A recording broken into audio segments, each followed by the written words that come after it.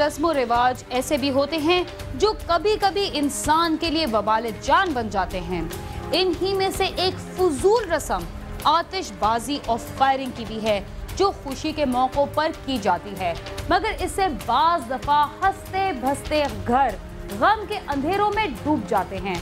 ना सिर्फ खुशी के मौकों पर बल्कि आम तकरीबात में भी फायरिंग करना हमारे कल्चर का हिस्सा बनता जा रहा है, जिससे ये बात साबित होती है कि हम रोज बरोज तशद्दुद पसंदी की तरफ राग़िब होते जा रहे हैं। रावलपिंडी में भी शादी की तकरीब के दौरान नशे में धुत एक शख्स ने अंधाधुंध फायरिंग शुरू कर दी, जिससे एक 15 साल लड़का हलाक हो गया।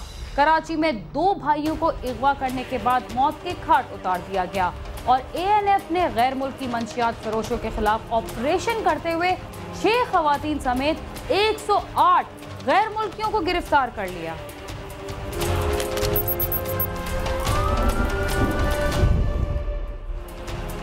कराची में 2 सगे भाइयों को अगवा के बाद मौत के घाट उतार दिया गया।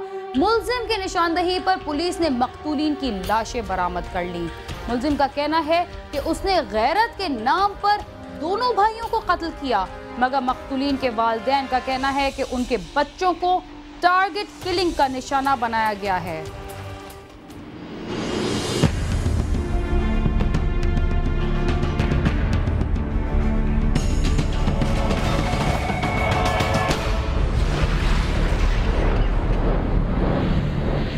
गम अलम की तस्वीर बने इन माँ बाप के 2 जवां बेटे शहर कायद में होने वाले पुरतशद्दुद वाक़यात की भेंट चढ़ गए।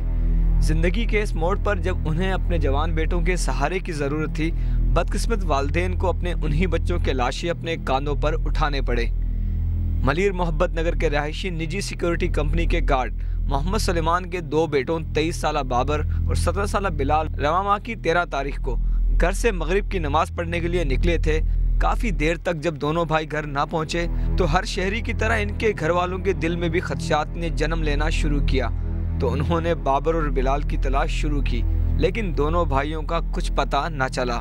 यानी कि मैं 8 बजे मेरा ड्यूटी टाइम है सिक्योरिटी गार्ड का, मैं यहाँ पर था। मेरे को रिपोर्ट आई कि बच्चे अभी तक घर पे नहीं पहुँचे, क्योंकि ये मगरिब के बाद ये गायब हुए हैं। मैंने इन लोगों को बहुत फ़ोन किया इधर उधर, लेकिन कहने लगे नहीं पहुँच रहे। 9:30 बजे तक मेरे पास इतला आई कि बच्चे दोनों नहीं आए, कोई मालूमात नहीं है इनकी। काफ़ी देर तक तलाश के बाद घर वालों ने बिलाखिर थाने में रिपोर्ट दर्ज कराने का सोचा। मलिर सिटी थाने में बाबर और बिलाल की गुमशुदगी की रिपोर्ट दर्ज कराने के दौरान सलमान के ब्रदर निस्बती सादिक ने उन्हें बताया कि उसने बाबर और बिलाल को आखिरी बार मोहल्ले के रहायशी आसिफ बलोच के साथ देखा था, जिस पर पुलिस ने आसिफ के घर पर छापा मारकर इसे हिरासत में ले लिया और तफ्तीश के लिए इसे थाने ले आई। मकतूल बाबर और बिलाल के वालिद का कहना है कि मुल्जिम आसिफ बलोच के कब्जे से पुलिस ने उसके बेटे बिलाल का मोबाइल फ़ोन भी बरामद कर लिया था, जो उसने 2 रोज़ कबल उन्हीं से छीना था। पैर कटाने के बाद इन लोगों ने क्या करा कि मोबाइल इन्होंने तैयार करी। इन्होंने बोला जो बंदा घर जानता है तो हम आसिफ को अभी इसी वक्त उठाते हैं। कामरान समझा मेरा बेटा है, उसने बोला कि दूल्हा भाई मैं जानता हूँ घर, क्योंकि उसी स्कूल में वो पढ़ता है।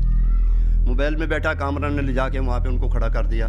वहाँ से आसिफ बरामद हो गया। जब यहाँ पर आए हैं उसकी मार कुटाई शुरू करी है। उन लोगों ने बोला कि मैं जानता ही नहीं हूँ, ना बाबर को जानता हूँ, ना मैंने मोबाइल छीना है, और मैं किसी को भी नहीं जानता इधर, ना मैं उस स्कूल का जानने वाला हूँ। पुलिस रात भर आसिफ बलोच से तफ्तीश करती रही, लेकिन आसिफ कुछ कबूल करने को तैयार न था।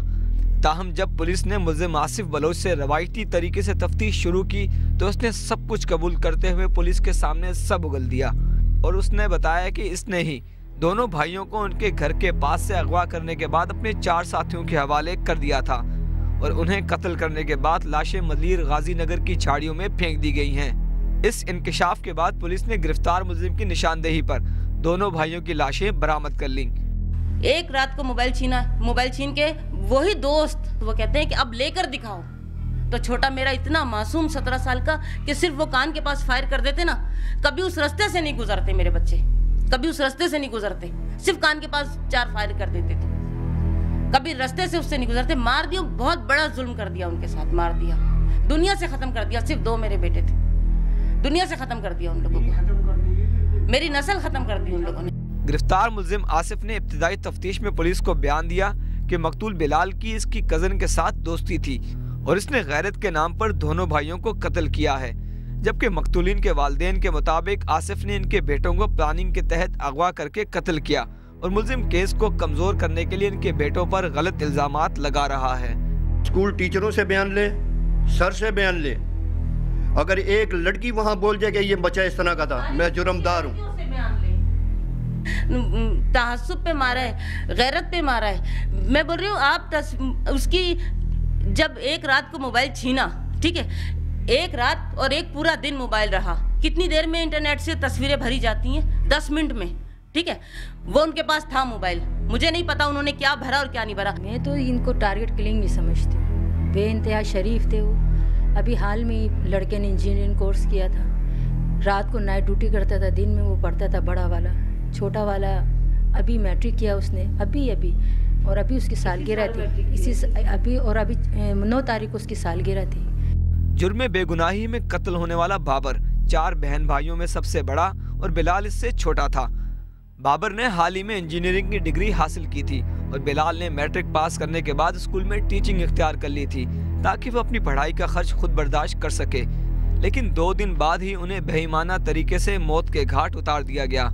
उसको सर रख लिया कि आप पहली क्लास को पढ़ाना, आप 1000 रुपए लेना, सारा खर्चा मैं उठाऊंगा आपका, आपके बाप ज़ईफ है, सारा खर्चा मैं उठाऊंगा आपका, और आप पढ़ो, मैं आपको डॉक्टर बनाना चाहता हूँ। तो बड़े भाई ने बोला नहीं, मैंने इंजीनियरिंग किया, तुम भी इंजीनियरिंग करना, जिस फील्ड का मुझे पता है तुम भी उसी में करना। उसने 1 दिन हुआ उसको कॉलेज गए हुए मेरे बच्चे को, सारा खर्चा वो आसिफ सर ने उठाया। क्राइम सीन की टीम ने बाबर और बिलाल को कत्ल करने वाले मुलजिम आसिफ से मलिर सिटी थाने में जाकर बात करने की कोशिश की, लेकिन वहां मौजूद अहलकारों ने बताया कि मुलजिम को आला हुक्काम के कहने पर दूसरे थाने में शिफ्ट कर दिया गया है और इससे किसी को मिलने की इजाज़त नहीं है।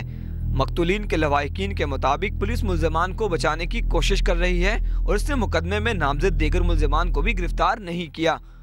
उसके साथी भी गिरफ्तार होने चाहिए, उसको कम से कम सजाए मौत होनी चाहिए, क्योंकि मेरे 2 बेटे गए हैं और उनको बहुत बुरी हालत में मारा है इन लोगों ने। बात इतना मैं पूछो नहीं, मैं देख नहीं सकता था उन लोगों को ये हाल करा इन लोगों ने, उन बेटों का मेरे ऐसे जगह जगह से काटा हुआ था इन लोगों ने। बात से पुलिस ने कोई तामन नहीं है, पुलिस का भी कोई तामन नहीं है, मजीद कोई गिरफ्तारी नहीं है। मकतूल बाबर और बिलाल की गमजदा मां का कहना है कि एक तो इसके बेटों को टारगेट किलिंग का निशाना बनाया गया और दूसरा उन पर गलत इल्जामात लगाकर उनके जख्मों पर मजीद नमक पाशी की जा रही है, जिसमें पुलिस पेश है। मकतूलीन के लवाहिकीन का यह भी कहना है कि मुलजमान के साथी उन्हें संगीन नताइज की धमकियां दे रहे हैं और पुलिस भी मुलजमान का साथ दे रही है। बाबर और बिलाल के वालिदैन ने आला हुक्काम से अपील की है कि मुलजमान को गिरफ्तार करके उन्हें सजाए मौत दी जाए। टारगेट किलिंग कह लो इसको भैया, या भैया क्या कह लूं, मुझे कुछ समझ में नहीं आ रहा है। मेरा और मेरे मियाँ का तो आधा दिमाग तो खत्म हो गया, बिल्कुल खत्म हो गया हमारा, कुछ समझ में नहीं आ रहा। मेरा दिल लग रहा है कि मेरी दुनिया उजड़ गई। मैं किसके लिए जीऊं, किसके लिए अपना घर सजाऊं? दिल कर रहा उस घर को जाके आग लगा दूं और रोड पे निकल जाऊं। मैंने इनको बोला अभी अपनी जिंदगी के लिए तुम नहीं बचो, मैंने बोला अपनी जिंदगी की फिक्र नहीं करो, मेरे बच्चों को इंसाफ दिलाओ जो तुम लोगों ने गंदा इल्जाम उन लोगों ने लगाया। बाबर और बिलाल के कत्ल के बाद उनके घर वालों की दुनिया ही उजड़ गई है। इन बेबस और लाचार वालिदैन की एक ही ख्वाहिश है कि दरिंदा सिफ्त कातिलों को जल्द अज जल्द कैफिर किरदार तक पहुंचाया जाए। कैमरामैन कासिम रईस के साथ सालिक शाह, समा, कराची।